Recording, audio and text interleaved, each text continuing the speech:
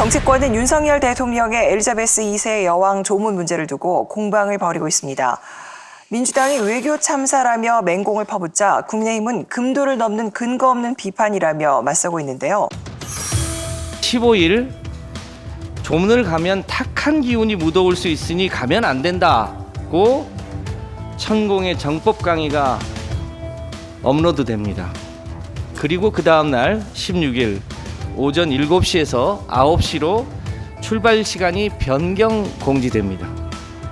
대통령실이 속 시원히 답을 하지 못한다면 여러 정황상 국민들은 천공이 말한 탁한 기운 때문에 고의적으로 출발을 늦게 했고 교통 통제를 빌미 삼아 의도적으로 조문을 회피했다고 믿게 될 것입니다. 조문 없는 조문 외교, 또 외교 참사가 발생했습니다.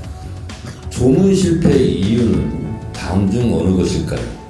1번, 런던 현지 교통 사정 때문에.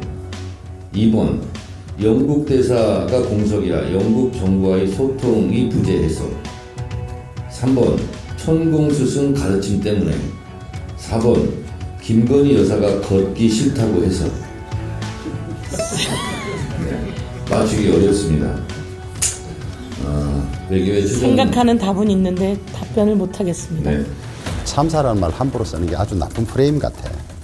대통령께서 대한민국을 대표해서 대한민국 국가대표로 조문을 하시고 외교 활동을 하시는데 안에서 사실과 다른 걸 가지고 시비 걸고 하는 것은 저는 대한민국 국격에 대한 자해행위라고 보고 있습니다.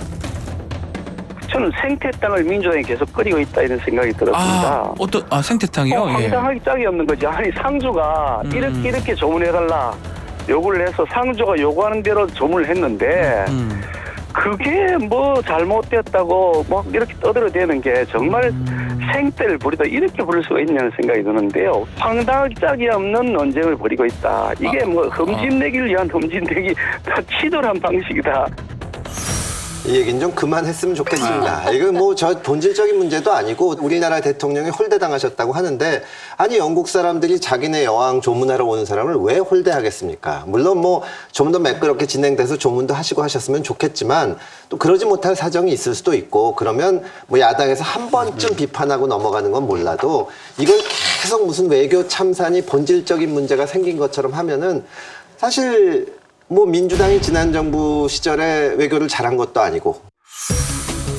문재인 대통령은 조찬과 오찬을 외부 일정 없이 혼밥한 뒤 5시께 리커창 총리와 만나 차를 마셨습니다. 리 총리는 당초 베이징에 없다며 청와대 오찬 요청에 응하지 않았습니다. 하지만 실제는 베이징에서 상무회의를 주재했습니다. 이 때문에 홀대 논란이 일었습니다. 문 대통령은 서민 행보의 하나로 시장 식당에서 꽈배기 조찬도 했습니다. 이를 두고도 식당에서 국빈을 안내하는 중국 당국자조차 없어 결례라는 지적이 나왔습니다. 청와대는 불필요한 행사를 줄이는 실용 외교라고 했습니다. 이번 국빈 방문은 시주석 국빈 만찬과 천민월 충칭시 당서기 오찬, 시장 조찬과 동포 오찬을 제외한 6끼가 비공개 혼밥으로 알려졌습니다. 문재인 대통령이 말레이시아 총리 옆에서 현지어로 인사하자 곳곳에서 웃음이 터집니다. 슬라맛 소르. 이 인사말은 말레이시아 말이 아닌 인도네시아어였습니다. 말레이시아 한 행사는 대낮에 열렸지만 문재인 대통령은 밤 인사를 건넸습니다. 슬라맛 말람. 전문가들은 말레이시아와 인도네시아가 연방 성립을 놓고 분쟁을 겪었던 관계인 만큼 대통령의 실수는 치명적인 외교 결례라고 지적했습니다. 청와대와 정부는 그동안 캄보디아 순방 사진에 대만 건축물 사진을 게재하고 체코를 체코슬로바키아로 오기하거나 파나마 국기를 거꾸로 다는 등 잦은 외교 실수로 무리를 빚었습니다. 결국은 그 정권 교체까지 당했는데 겨우 이런 거 가지고 공격을 하냐. 사실은 국민들이 야당에 대해서 또 기대하는 역할도 있거든요. 윤석열 정부가 잘못한 거에 대해서는 강하게 비판을 해줘야 되지만 뭐 영부인 옷이 어떻네, 대통령 뭐 어디 왜 뭐 이런 거 가지고 하는 거는 이젠 좀 그만했으면 좋겠다. 대부분의 국민들이 좀 지겨워하고 질려한다는 말씀을 드리고 싶습니다. 사실 뭐 어떻게 보면은 결국 뭐 또 민주당 쪽에서 정략적으로 이 부분을 이용한 부분도 있다 이런 생각을 하게 됩니다.